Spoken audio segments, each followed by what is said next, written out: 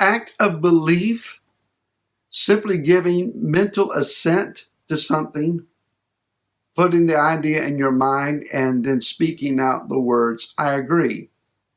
Is that all that there is? Or is something else required? Hi, this is Barry Phillips with 10-Minute Torah, day number 1 of the Torah portion, Eikev. And so we're going to begin in the book of Deuteronomy, or Devarim, chapter number 7, and let's read verse number 12, which says, And it shall be, because you hear these right rulings and shall guard and do them, that Yahweh your Elohim shall guard with you, the covenant and the loving commitment which he swore to your fathers. Very important verse, extremely important verse. In the Hebrew, the first several words read, in my broken translation attempt here, Vayhaya Eikev Tishmaun et ha-mishpatim. Vayhaya, and it shall be. It is the verb to be, Vayhaya, and it shall be, future tense. Eikev Tishmaun is a form of the word Shema, to hear.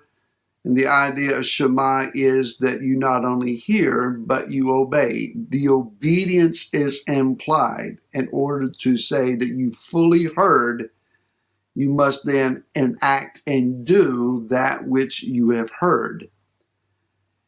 Et, and there, the Aleph Tav, I'll come back to that in just a moment. It's a very, very important word. Et, ha-mishpatim, the judgments or the right rulings.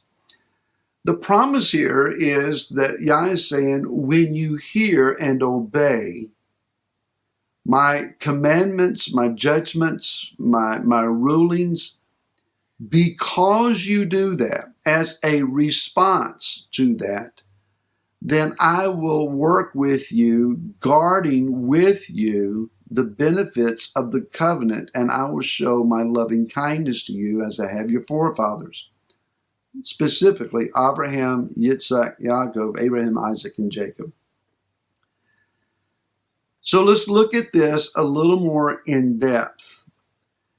The idea of the word Eikev, from which we get our Torah portion name here. It is linked at the root of the Hebrew word to Eikev, or the word we get the name Yaakov or Jacob from.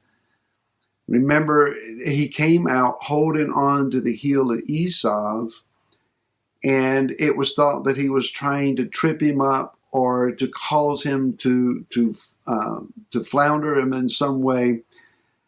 The reality is, and my understanding is, that Yaakov wasn't trying to supplant or trick his brother as much as he was trying to keep his brother Esau from kicking him in the head. Remember, they were fighting in the womb. And so he was protecting himself as much as he was trying to pull his brother back into the womb so he could be first. Yes, there was that competition. Multiple levels going on there. And so when we look at this word because, let's understand, as a consequence of taking your heel and placing it down and taking a step, as you move, as you obey, as you walk out, as you are heel planting and moving forward, because you do this uprightly, then I, Yah, will begin to move with you and show you benefit from my covenant. Also understand and know that in the process of that walking out of the covenant, there is a need that you be protected and guarded. And who is it that Yah says he will protect and guard? He said, Elohim shall guard with you as you guard the commands. So in order for us to find guarding and protecting, we guard and protect the commandments of Yah. We do not try to justify their disobedience. We do not try to water them down and say, well, he didn't mean what he really said. There is, I saw a meme recently that was interesting. They said sarcastically, facetiously, Yah really won't mind if you eat something he said not to eat. Going all the way back to the garden, you mean he's really still thinking about our diet? And we just can't pray over our food, and anything that is in front of us, we can pray over it and it's transformed to that which is acceptable? It doesn't work that way. Never has. Never will. And so there's this understanding then of the Aleph Tav, the word et, that is there. The Aleph Tav, and I've shared this many times, but we have new listeners that have written in and saying, we're just getting started. We're brand new. Don't go so fast. Don't speak over our head. Explain things. So let's break it down just a little bit.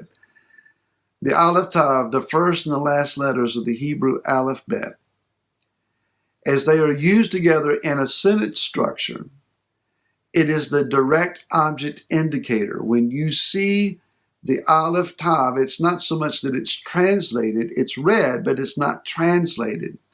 It simply means in Hebrew grammar rules that what follows is the direct object.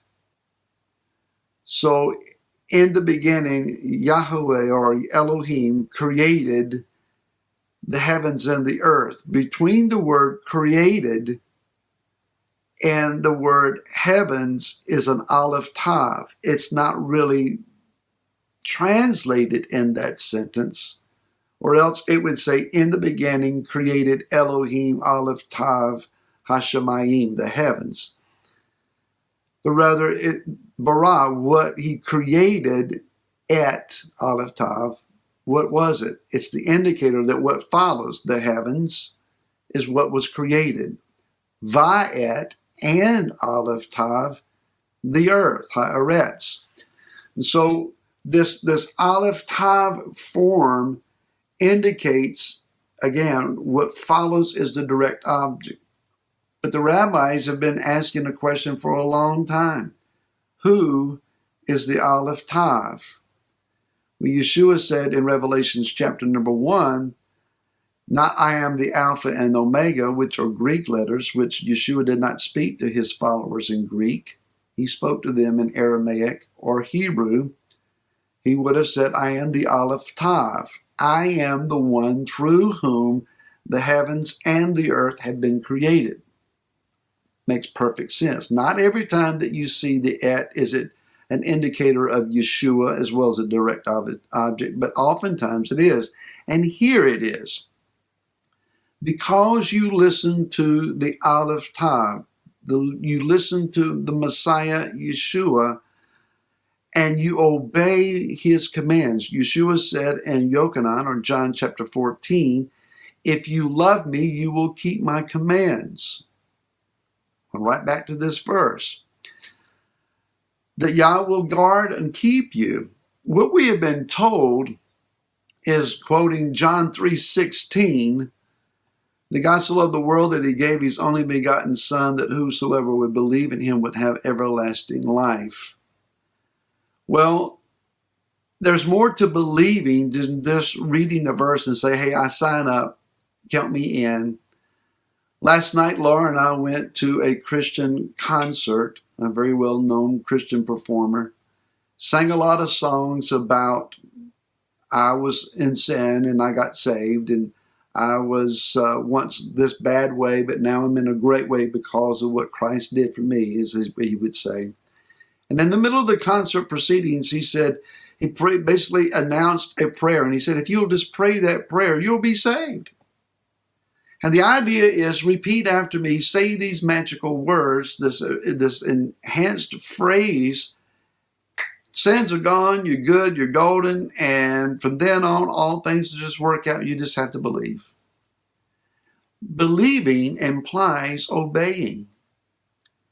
It's not that we just agree with the Torah or agree with Messiah or agree with any verse of Scripture, but rather it is that we obey. When we accept Messiah Yeshua into our lives, it's not that he said, come live in my heart. Come be alive in me and teach me your ways that I walk, live, and become like you. Obedience is believing. We'll pick this up again tomorrow and go a little further. Until then, shalom.